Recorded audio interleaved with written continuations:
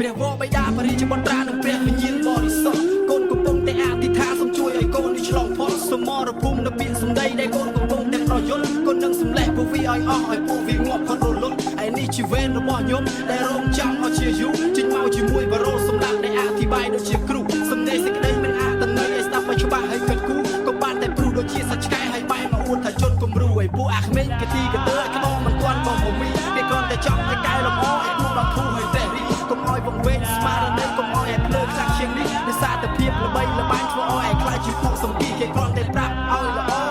តែពួកវាវិញនិយាយបើភ្លើស៊ីវងខ្នងវាមិនយល់តម្លៃចេះតែស្គរប្រាគូឲ្យគិតមើលឲ្យចង់ឈប់ឬចង់បន្ត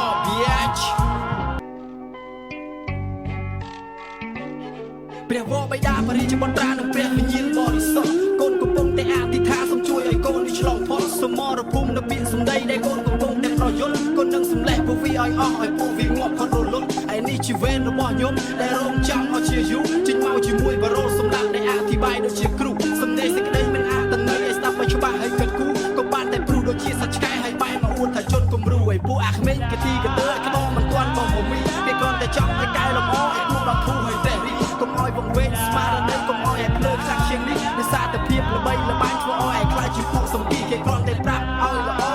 តែពួកវាវិញនិយាយបើភ្លើស៊ីវងខ្នងវាមិនយល់តម្លៃចេះតែស្គរប្រាគូឲ្យគិតមើលឲ្យចង់ឈប់ឬចង់បន្ត